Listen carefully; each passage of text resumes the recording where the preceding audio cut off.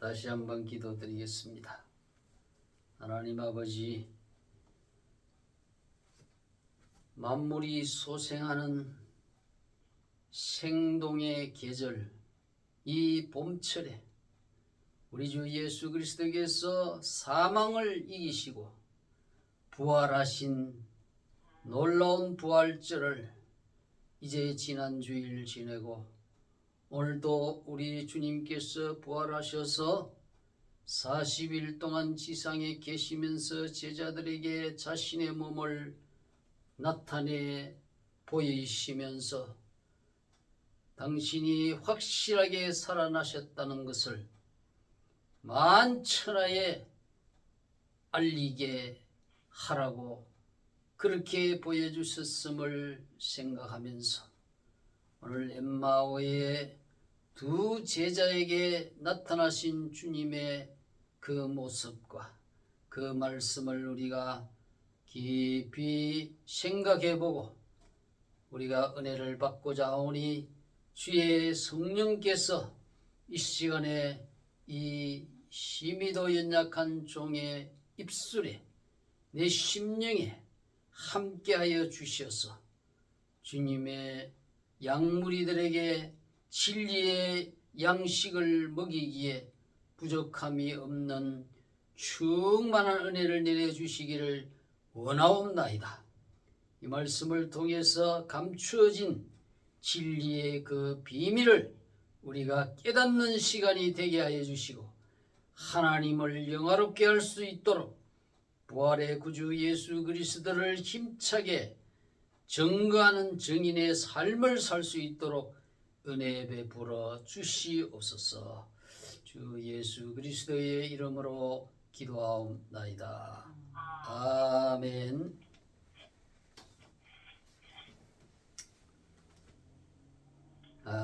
오늘은 누가복음 24장의 본문의 말씀을 통해서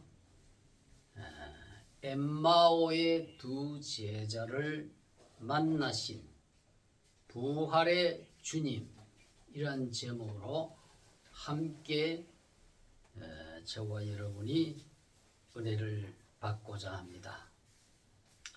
주님께서 죽음을 이기시고 살아나신 날 예루살렘으로부터 약 10km 떨어진 엠마오라고 하는 촌락으로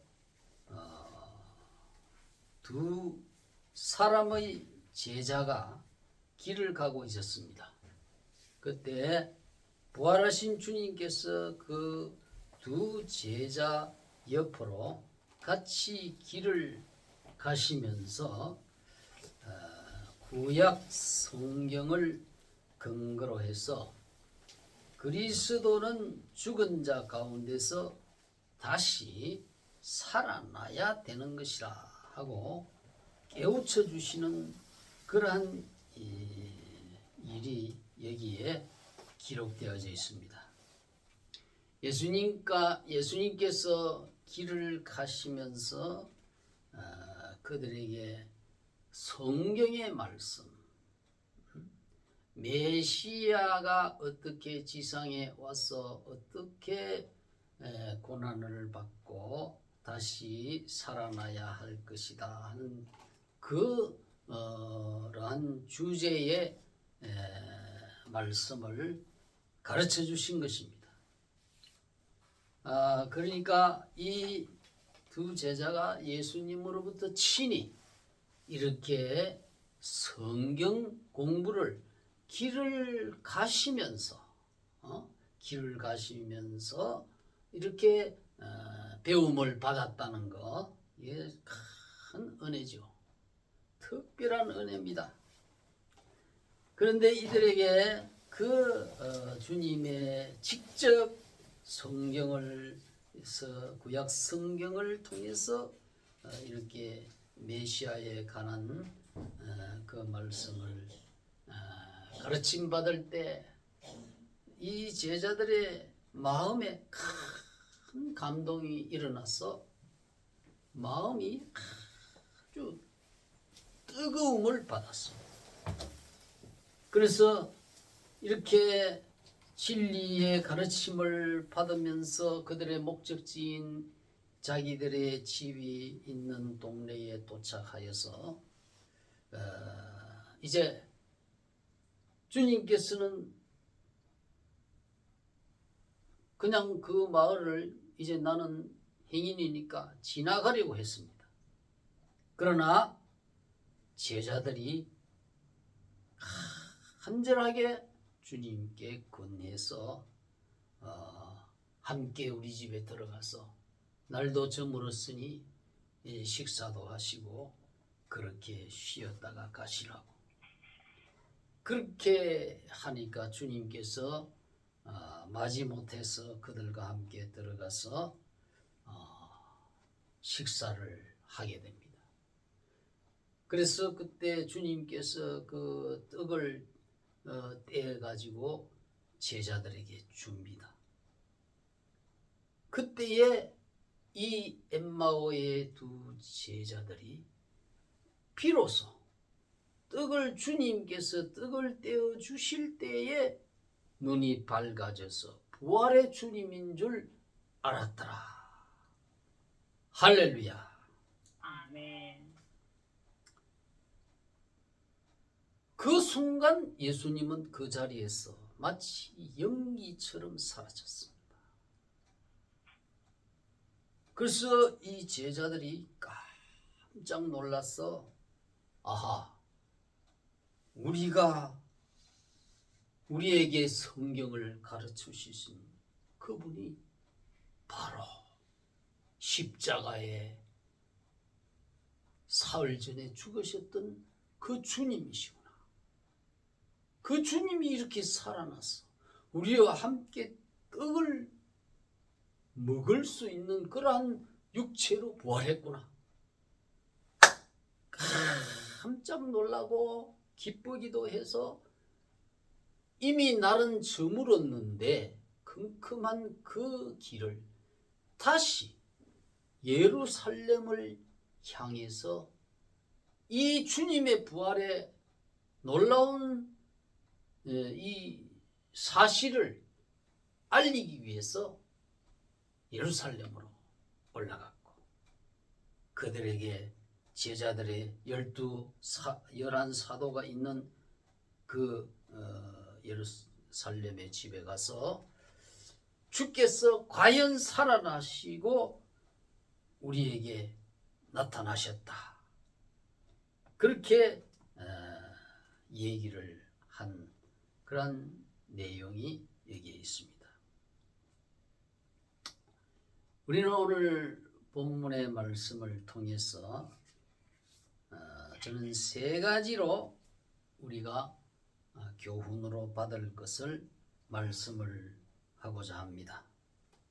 첫째로 예수님은 두 제자가 가지고 있었던 구원관이 잘못을 고쳐주셨습니다. 두 제자들은 구원이 무엇이냐 하는 이 문제에 대해서 전혀 엉뚱하게 생각을 하고 있었다는 것입니다. 이들이 아주 엠마오 자기 동네로 내려가는데 예수님께서 이들과 함께 길을 동행하면서 말을 겁니다. 너희들이 지금 주고받고 하는 얘기가 무엇이냐? 그러니까 이 제자들이 나사렛 예수의 일이다. 이 사람은 하나님과 모든 백성 앞에서 말과 일에 아주 능력이 많은 선지자였다. 그런데 우리의 대제사장과 간원들이 이렇게 사형 판결에 넘겨주어서 십자가에 못 박아 죽였느니라. 우리는 이 사람이 이스라엘을 구속할 자라고 바랐다. 그렇게 대답을 합니다. 그러니까 예수님께서 이 제자들의 말을 들어보니까 이 나사렛 예수가 십자가에 죽었는데 실망했다는 거죠. 왜냐하면 자기들은 이 나사렛 예수가 많은 기적을 행하고 막 진리를 가르치고 하는데 십자가에 죽어버렸으니까 이 사람은 이스라엘의 메시아가 아니구나. 그렇게 하면서 아주 슬픈 기색을 하고 힘이 쫙 빠진 상태로 그렇게 터벅터벅 낙심한 상태로 걸어가고 있었던 것입니다. 그러니까 메시아는 죽으면 안 된다는 거죠. 메시아가 아마 이들의 그 메시아가는 당장의 메시아가 나타나면 이 로마 제국의 억압을 받고 식민 통치를 받고 있는 그러한 이스라엘 민족을 그냥 무력으로 격파하고 아마 독립을 시켜줄 줄 그렇게 생각했던 것입니다.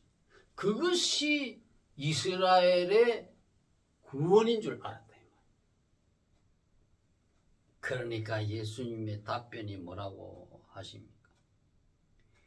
예수님의 답변이 이 미련하고 선지자들의 말한 모든 것을 더디 믿는 자들이여, 그리스도는 이러한 고난을 받고 자기의 영광에 들어가야 할 것이 아니냐.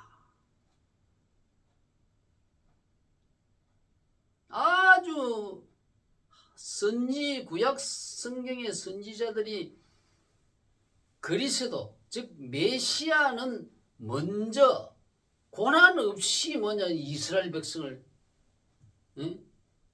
건진다는 게 아니에요. 고난을 먼저 받고 이 고난은 바로 십자가에 못 박혀 죽임을 당한다. 죽임을 당하고 자기의 영광 즉 부활을 할 것이 아니냐. 이것이 메시아의 가장 중요한 사역이다 이 말이죠.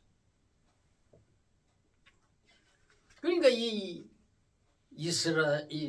두 엠마오의 두 제자가 이 구속이라고 하는 이 구속은 이 개역 개정에는 속량이라고 그렇게 다시 번역을 했습니다. 그래서 이것을 원어를 보면은 리트루스다이라고 합니다. 리트루스다이 동사입니다. 몸값을 치르고 되찾다 그런 뜻이. 자기 백성들이 지금 죄에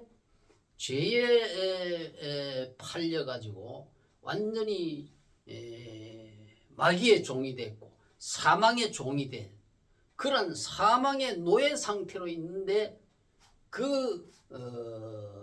자기 백성들의 그 몸값을 지불하고 노예 상태에서 해방을 시켜주는 것이다. 이것이 바로 리트루스다이라는 거예요. 리트루스다이. 기본 동사는 리트로인데 이것이 현재 동부정사 현재로 리트루스다이라는 몸값을 치르고 되찾다. 속전으로 자유롭게 하다. 그게 바로 구속인데 이 무슨 이유로 이 속전 돈을 주고 해방하느냐 하면은 메시아의 피를 값주고 그냥 일반적으로 죄의 빚에 팔려간 그러한 사람들을 종으로 팔려갔을 팔렸을 때는 돈을 주고 이 채권자에게 돈을 주고 이 종으로 팔린 친척을 자유를 주는 것이 바로 속량이거든요. 그게 바로 구속이라는 뜻이고 속량하다라는 뜻입니다. 그래서 이 메시아가 자기 백성, 이스라엘 백성, 택한 백성들을 속량한다는 것은 돈을 주고 풀어내는 게 아니에요. 메시아 자신이 사람의 몸을 죄 없는 피와 살을 입고 세상에 오셔서 그 살이 찢겨지고 그 살에서 피가 흘려져서 십자가에 그렇게 죽임을 당할 때에 그것이 죄에 팔린 이스라엘 백성을 이제 죄값을 지불하는 것이다. 그런 뜻이. 그것이 속량이라. 예수님의 피를 대가로 지불하고 해방시키고 자유를 주는 것, 되찾아오는 것. 그것이 속량이요 구속이다 이 말이에요. 그럼 뭐 정치적으로 뭐 당장에 그냥 이렇게 로마 제국의 억압에서 독립시키는 그것이 구속이 아니라 이 말이에요. 물론 정치적으로 이제 앞으로 완전히 해방시키고 그렇게 하는 구원 얻는 것은 예수님의 두 번째 재림 때 그런 것은 이제 완전히 그때는 이루어지는 거죠. 그러나 첫 번째는 메시아가 오셔서 죄값을 지불해야 된다. 그것은 바로 메시아의 그 보혈의 피를 흘려야 되는 거예요. 이 메시아의 죄 없는 보혈의 피를 이 세상에서는 예수 그리스도밖에는 없어요. 그걸 알아야 됩니다. 누가 하나님의 택한 백성들을 그 죄에서 건지기 위해서 피를 흘릴 자격이 누가 있습니까? 하나님의 외아들이에요. 단 한 분밖에 없어요. 인류 역사 가운데. 그 외에는 전부 다 아담의 자손입니다.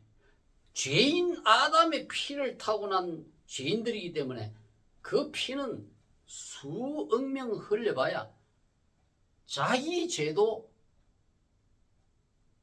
사함받지 못하고 하나님의 모든 택한 백성들의 죄를 사할 수가 없는 거예요. 그것이 바로 구속이요 속량이에요. 이런 것을 우리 예수님께서 가르쳐 주셨습니다. 그래서 누가복음 9장 22절에서도 예수님이 죽으시기 전에 벌써 예언했어요. 인자가 많은 고난을 받고 장로들과 대제사장들과 서기관들에게 버림받아 죽임을 당하고 제3일에 살아나야 하리라.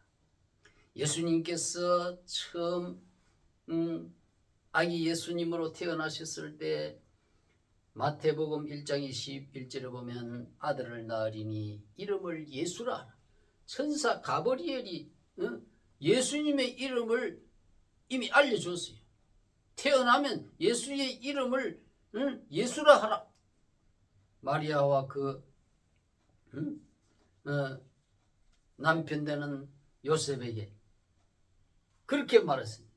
그 예수의 이름의 뜻이 뭐냐면 그가 자기 백성을 위하여 자기 백성을 그들의 죄에서 구원할 자이심이라. 죄에서 건진단 말이에요.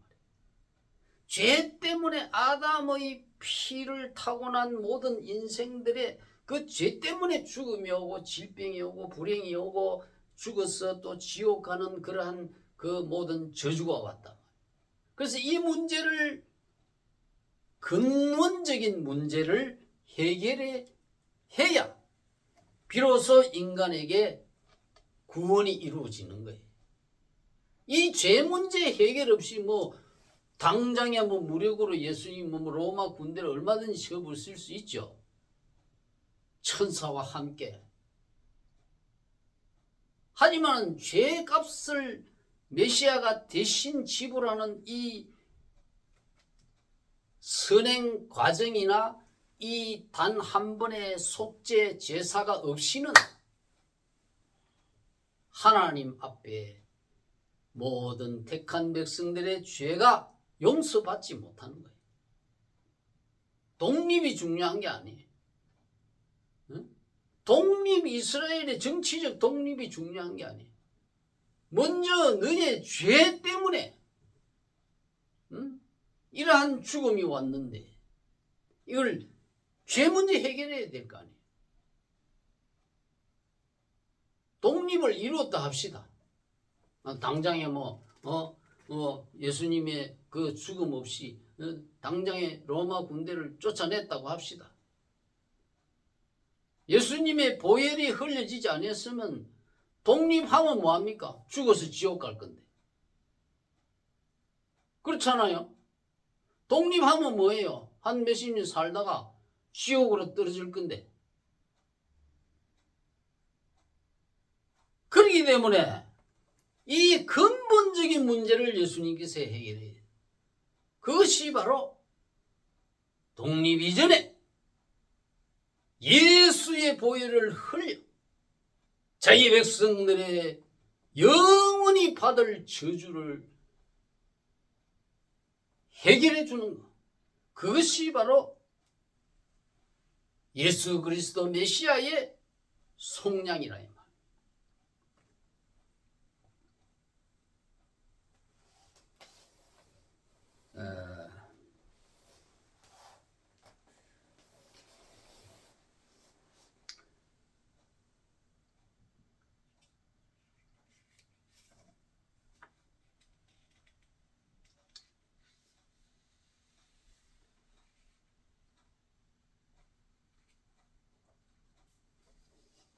그래서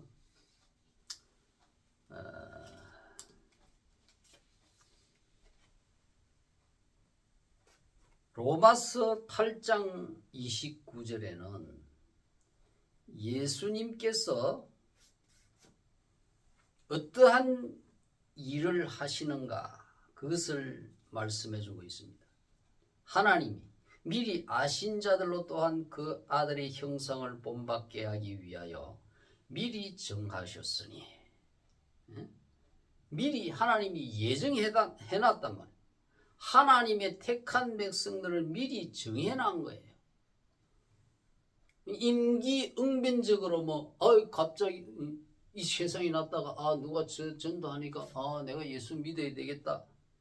그래서 믿으니까 구원을 얻는다. 물론 그거는 맞기는 맞지만 그 이전에 미리 정해놨다. 그 미리는 창세 전에 이 세상이 생기기 전에 하나님의 영원한 성부 성자 성령 삼위일체 하나님께서 서로 이제 의논을 해놨단 말이에요. 그러니까 성부 하나님은 택한 하나님의 백성들을 택하는 역할. 그럼 성자 하나님 예수님은 그 택한 하나님의 미리 정해놓은 택한 백성들을 속죄를 위해서 이 세상에 사람의 몸을 입고 인자라 그랬잖아요. 사람의 아들 인자의 몸을 입고 와서 속죄의 피를 흘리는 그 제사를 드리는 제사를 드리는 역할을 합니다. 그럼 성령 하나님은 뭐냐? 성령 하나님은 그 하나님이 택해놓은 백성의 그리고 그 예수님이 보혈을 흘려서 속량을 이루어 놓은 그 택한 백성들이 하나님의 말씀을 들을 때 믿어야 되겠구나. 나는 죄인이구나.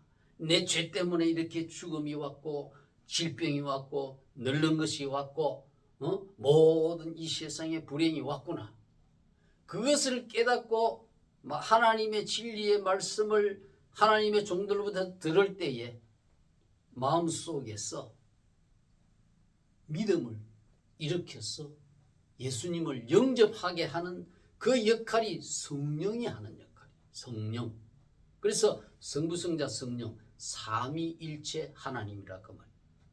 그러니까 이 삼위일체 하나님의 사역이 없이는 인간이 자기 힘으로 구원 얻을 방법이 없고 천국 갈 방법이 없다 이 말.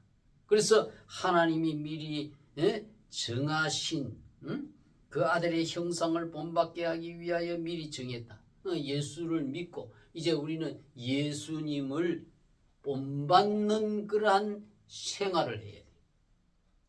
예수님을 믿고 하나님을 믿는 성도들은 이제는 예수님을 믿고 난 이후에는 예수님을 성품과 생활을 본받아 가는 그러한 생활이 천당 갈 때까지 지속돼야 되는 거예요. 예수님의 형상은 사랑의 형상. 자기 자신을 십자가에 못 박는 그 원수들을 위해서 아버지여 저들의 죄를 용서하여 주소서. 예수님 십자가 위에서 그렇게 기도하셨잖아요. 가상 7원 중에 하나입니다. 아버지여 저들의 죄를 용서하여 주소서. 자기들의 하는 것을 알지 못하나이다. 자기들의 하는 짓이 어떠한 짓인지를 알지 못하나 그 어리석은 그 죄인들을 위해서 예수님이 기도하요. 그게 바로 원수를 위한 기도예요.